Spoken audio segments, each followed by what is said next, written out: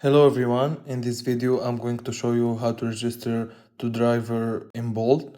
So all you need to do is open the application after you download it from App Store or Play Store and then press on register. You can change the language and the country as well. For example, we can choose United Kingdom and then the language is English. Okay, now become a driver. You need to input your email, for example,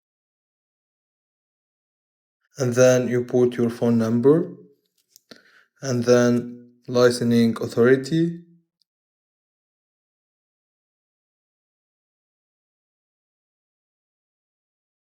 And then you check this and register as a driver.